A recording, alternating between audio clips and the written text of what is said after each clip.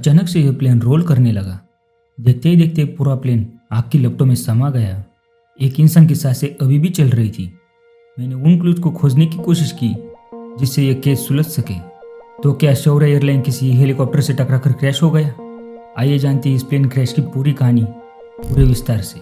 Kathmandu airport, Nepal, 24 जुलाई 2024 को सुबह के करीब 11 बजे शौर्य एयरलाइंस का एक विमान रनवे नंबर 2 की ओर बढ़ने लगा। यह कोई कमर्शियल फ्लाइट नहीं थी, बल्कि प्लेन का मेंटेनेंस किया जाना था। इसके लिए पोखरा एयरपोर्ट ले जाया जा रहा था। प्लेन को 2 पायलट उड़ा रहे थे। वही 17 लोग जो प्लेन में सवार थे वो मैनेजमेंट इंजीनियर और एयरलाइंस के स्टाफ थे। कोई भी पैसेंजर इस प्लेन में मौजूद नहीं था। 11:10 पे एटीसी ने शौर्य एयरलाइंस को टेक ऑफ करने की परमिशन दे दी। अब धीरे धीरे प्लेन रनवे पर रन करते हुए आगे की ओर बढ़ने लगा। कुछ ही सेकंड में यह प्लेन रनवे को छोड़कर हवा में गोते खाने लगा। ऑलमोस्ट 90 डिग्री मुड़कर यह प्लेन रनवे के राइट साइड में जाकर क्रैश हो गया। देखते ही देखते पूरा प्लेन आग के लपटों में समा गया। लेकिन इस आग के लपटों के बीच एक इंसान की सांसें अभी भी चल रही थी। तुरंत ही फायर फाइटर्स की गाड़ी आग बुझाने के लिए पहुंच गई। वही रेस्क्यू टीम लगातार कोशिश कर रहे थे कि मलबे से लोगों को निकाला जा सके। इस हादसे में सिर्फ कैप्टन की जान बच पाई, बाकी सभी इंजीनियर और स्टाफ की मौत हो गई। एक बार फिर से काठमांडू एयरपोर्ट में मातम छा गया। इस हादसे को वहां मौजूद कई सारे लोगों ने अपने फोन के कैमरे में रिकॉर्ड किया। इवन सीसीटीवी कैमरे ने भी इस घटना को रिकॉर्ड कर लिया। इन सारे फुटेज में मैंने उन क्लूज को खोजने की कोशिश की जिससे यह केस सुलझ सके और इस घटना को हम आसानी से समझ सकें। तो आइए देखते हैं। दोस्तों, जब मैं घटनास्थल की फोटोज देख रहा था तब मुझे यहाँ प्लेन की टेल दिखाई दी, लेकिन इसके कुछ ही दूरी पर एक और टेल दिखाई दी। लेकिन एक ही प्लेन का 2 टेल कैसे हो सकता है? यह सोचने वाली बात है। इन फोटो से हम आइडिया लगा सकते हैं कि यह टेल ज़्यादा बड़ी नहीं है। इसके आकार से लगभग यह लग रहा है कि यह किसी हेलीकॉप्टर का टेल है। तो क्या शौर्य एयरलाइंस किसी हेलीकॉप्टर से टकरा गया? दोस्तों, मुझे यह तो पता था कि ऐसा नहीं हो सकता, और अगर ऐसा होता तो न्यूज़ पब्लिक में ज़रूर होती। मैंने सारी न्यूज़ छान मारी, मुझे कहीं पर भी सुनने को नहीं मिला। फिर मैंने उन सारे हेलीकॉप्टर्स का लिस्ट निकाला जो काठमांडू एयरपोर्ट में उड़ान भरता है। जब मैंने यह लिस्ट देखा तो मेरी आंखें फटी की फटी रह गई, क्योंकि मेरा शक सही निकला। मुझे इस लिस्ट में तलाश हेलीकॉप्टर मिला जो AS350B2 मॉडल का हेलीकॉप्टर है। इसके टेल को देखकर यह साफ होता है कि शौर्य एयरलाइन के क्रैश के मलबे में जो टेल मौजूद है वह कैलाश हेलीकॉप्टर का है। अब यहाँ पर बिल्कुल भी ऐसा नहीं है कि यह प्लेन हेलीकॉप्टर से टकराकर क्रैश हो गया, क्योंकि इस टेल के आगे हम एक बड़े कंटेनर को देख सकते हैं। इस कंटेनर में हो सकता है कि हेलीकॉप्टर्स का पार्ट रखा गया हो। बेकाबू प्लेन जब इस कंटेनर से टकराया हो तो हेलीकॉप्टर का यह पार्ट कंटेनर से निकलकर बाहर आ गया होगा। तो सबसे पहले बात करते हैं क्रैश लोकेशन की, जो कि यह हुआ। इस घर को भी हम मैप में देख सकते हैं। यह प्लेन यहाँ से राइट की ओर मुड़ना शुरू हुआ।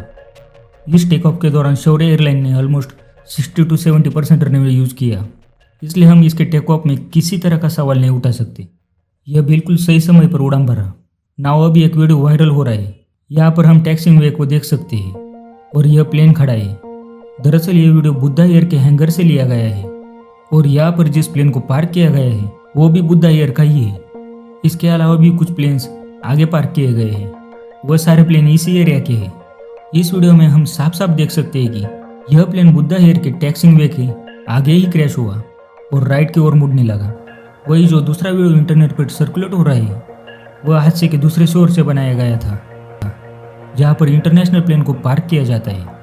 यहाँ पर सबसे बड़ा सवाल आता है कि यह प्लेन कैसे क्रैश हुआ।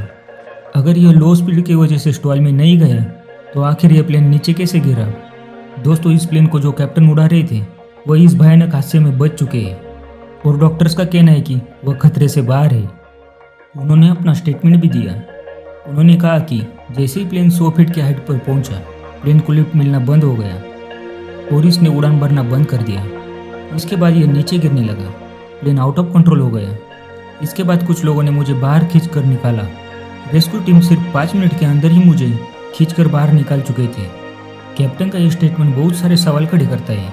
क्या इसका मेंटेनेंस सही से नहीं हो रहा था? क्या इसका इंजन सही से काम नहीं कर रहा था? अगर प्लेन को हवा में कोई उड़ा कर रख सकता है तो उसका इंजन है।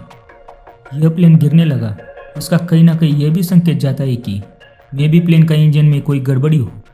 शौर्य एयरलाइन J200 मॉडल का प्लेन है और इसके इंजन का ट्रैक रिकॉर्ड कुछ सही नहीं है। अगर हाई एल्टीट्यूड में प्लेन का इंजन बंद हो जाए तो खतरा अधिक नहीं होता, क्योंकि उसे गिरने में काफ़ी वक्त लगता है और उतने वक्त में पायलट कोई ना कोई जुगाड़ करके इंजन को रिस्टार्ट करने की कोशिश कर सकता है। लेकिन जो प्लेन सिर्फ 100 फीट के एल्टीट्यूड पे हो, अगर उसका इंजन में कोई गड़बड़ी हो जाए तो उसे गिरने में 1 सेकंड भी नहीं लगेगा। इसलिए ऐसे केस में इन प्लेन्स को बचाने की संभावना लगभग ना के बराबर हो जाती है। वैसे भी इस प्लेन को मेंटेनेंस के लिए पोखरा ले जाया जा रहा था। अब यह रेगुलर मेंटेनेंस था या किसी पार्ट में गड़बड़ी जिसकी वजह से ये प्लेन ले जाया जा रहा था, यह बता पाना मुश्किल है।